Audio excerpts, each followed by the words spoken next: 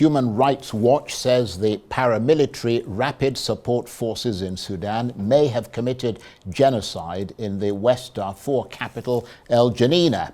In one of its most comprehensive investigations so far, the NGO concludes that the RSF and its Arab allies committed crimes against humanity and war crimes by deliberately and systematically targeting the Massalit people, a black African ethnic group, and it raises the possibility that they may have had the intention to destroy the community in West Darfur, which would indicate genocide.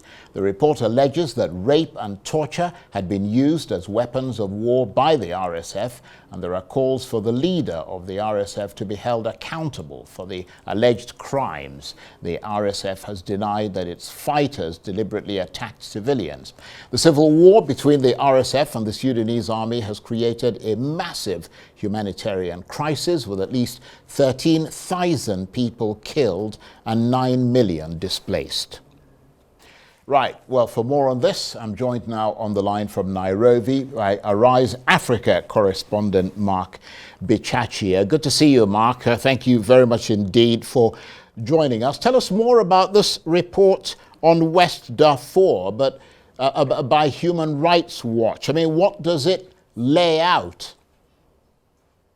Well, it lays out what we've discussed here before, Charles, where the RSF has been accused of one target group of the Massalit. It has displaced at least 800,000 of them out of Darfur. This is not something new. Remember that the RSF came from the group that was called the Janjaweed militia, which was accused of doing the same thing during the Darfur war. So this is just a continuation of that, supported, of course, by other militias within the area who seem to be doing an ethnic cleansing of the Massalit tribe. Now, it's not just the torture, it's not just the sexual abuse, it's not just the fact that they are targeting these people. It is also that the RSF is being accused of hijacking convoys that are bringing aid, that they're accused of blocking aid, they're accused of so many atrocities. And it is quite a shame, literally, Charles, that this has been forgotten. Now, the most danger that is looming is that the RSF has now encircled El Fasher, which is estimated to hold over 500,000 refugees of the Massalit tribe. And the report calls this a kill box, that basically if the RSF does break through the army lines, then it will be able to kill hundreds of thousands of this Massalit tribe. So it is both a danger, but also it is also interesting to note that in just a week at its peak, the RSF is estimated to have killed 1,500 of the Massalit tribe. So even as we look at the numbers of those who have perished in this particular war, 15,000, 13,000 seems to be a very low estimate. Indeed, and but the RSF leader, Mark, has consistently denied carrying out genocide or ethnic cleansing, accusations that have been laid against him in the past. He blames tribal violence that's unrelated to his campaign. Well, you know, the thing is, unfortunately for him in this day and age, there is a lot of social media videos that have been seen with RSF soldiers in uniform committing these atrocities. I cannot even repeat some of the things that are depicted in these videos, and therefore the evidence is mounting. And this particular report is an excellent piece of investigation. It includes satellite footage, it includes a witness testimony, it includes forensic audits of videos and photos that have been captured in this particular area. So it is indeed evidential that this RSF cannot run away from the responsibility of these atrocities that they are being accused of. And Mark, I know this report has just come out sort of in the last day or so, but what's been the international responses to what's been going on in Sudan, both legal and otherwise? Because there is concern about what is going on not just in Darfur, but the continuing violence across Sudan. Well, it's quite interesting and sad that the Sudanese war has been forgotten. It's the forgotten war. It has the most number of displaced people, but the world and its attention are with Ukraine and the Palestinian-Israeli conflict.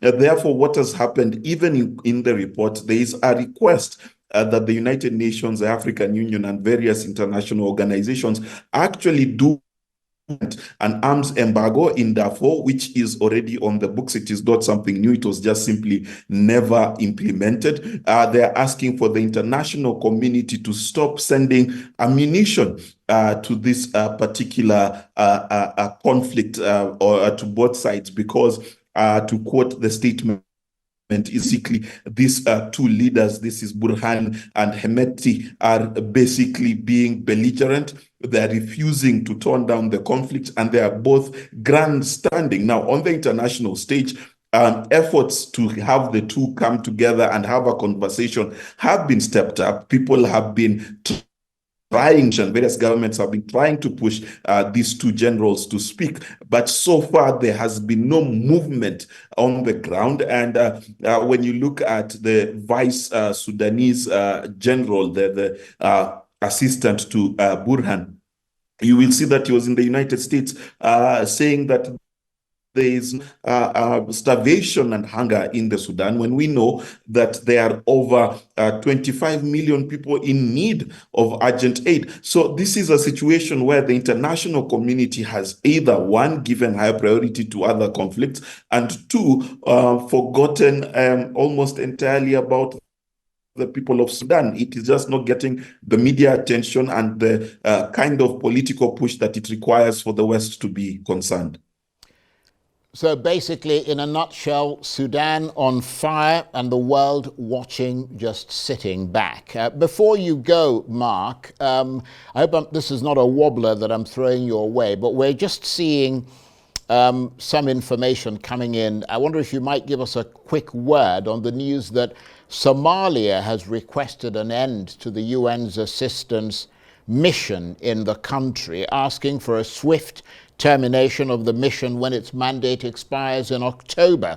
And the Somali government saying it's now confident in its efforts to sustain peace and prosperity. I mean, what do you make of that? Is the move premature? Well, the AMISOM troops, which are consisted of Kenyan, Ethiopian, and Ugandan troops, have slowly been withdrawing from Somalia. However, we must be aware that Somalia, one, does not have a democratic system. The government, if you remember when there was a helicopter crash and aid workers were killed and disappeared, the government simply said it cannot access those areas of Somalia. So this is a grandstanding on the Somalia. The history of Somalia in the last 1 year does not lend itself to the confidence of pulling out the United Nations. However, Somalia is quite desperate to show that it's standing on its own 2 feet, especially when you remember that Somaliland has done a deal with Ethiopia to give Ethiopia access to its port, essentially gaining itself a nod from Ethiopia as recognizing Somaliland as its own particular country. So these are the intrigues that the president of Somalia is trying to avoid. He's trying to show that his government is stable, that his government can control the country, but how things stand on the ground, there are large swaths of Somalia that I can assure you are not accessible to the government. The government does not have control over that. To the end of the day, Al-Shabaab is still a clear and present danger. In fact, on the border with Kenya, there have been various arrests in the last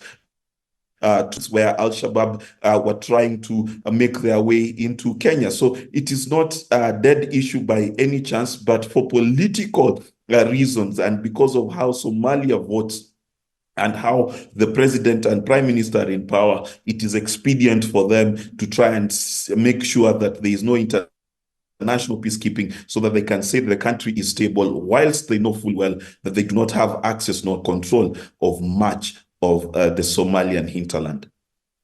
Mark, I should have known that you'd be across that. Thank you very much indeed. Mark Bichachi is Arise Africa correspondent. He was talking to me there from Nairobi.